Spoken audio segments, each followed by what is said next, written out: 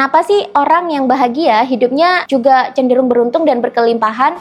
Pernah lihat nggak sih orang yang hidupnya cenderung beruntung dan menarik banyak rejeki? Kalau kita perhatikan, mereka ini adalah tipe-tipe orang yang batinnya biasanya juga bahagia. Tapi kalau orangnya suka komplain, pikirannya negatif melulu, suka gibah dan jelek-jelekin orang lain, suka iri, cepat marah, overthinking, sering cemas, apalagi stres, biasanya rezekinya juga seret dan hidupnya sering apes. Kenapa bisa begini? Karena pada dasarnya semesta itu merespon sesuai dengan kondisi energi kita. Energi kita ditentukan dari kondisi emosi kita sehari-hari. Kalau kita emosi sehari-hari cenderung happy dan damai, maka kita juga bergetar di frekuensi energi yang tinggi. Semesta akan merespon dengan menghadirkan keberuntungan dan keberlimpahan. Tapi kalau emosi kita cenderung negatif, energi kita juga bergetar di frekuensi yang rendah dan menimbulkan vibes atau energi yang negatif pula. Semesta akan meresponnya dengan menghadirkan kesialan dan juga kemiskinan melulu. Kita akan hidup dalam kekurangan terus. Makanya kalau kalian ingin hidup kalian dihujani dengan keberuntungan dan juga keberlimpahan, sering-seringlah berada dalam kondisi yang senang dan juga bahagia, supaya bisa sering berada dalam kondisi emosi positif seperti ini.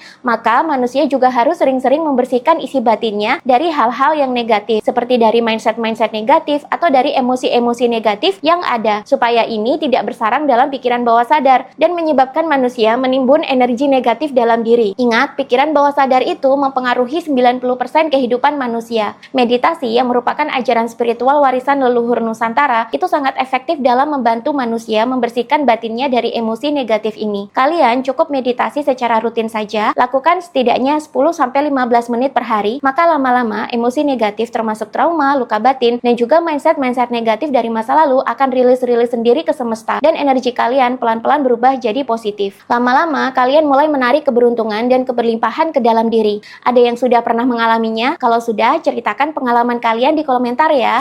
Karma leluhur atau trauma antar generasi bisa diturunkan terus-menerus ke anak cucu. Inilah yang menyebabkan kenapa dalam satu keluarga besar bisa terjadi perceraian berulang, perselingkuhan berulang, atau KDRT dan toxic parenting menurun. Tahun 2025 ini secara spiritual adalah tahun penuntasan karma. Maka bekali diri Anda dengan edukasi dan terapi yang tepat agar bisa segera menuntaskan hutang karma, terutama karma leluhur. Di online kelas saya besok, saya akan bahas lebih detail tentang cara melebur karma leluhur melalui energi feminin dan maskulin ilahi. Cek deskripsi video untuk mendaftar dan amankan seat Anda sekarang. Ingat, kelas ini terbatas dan belum tentu akan saya adakan untuk kedua kalinya dengan topik yang sama. Segera daftar kelasnya sekarang dan mari bareng-bareng kita menuntaskan karma leluhur yang menjangkiti keluarga kita.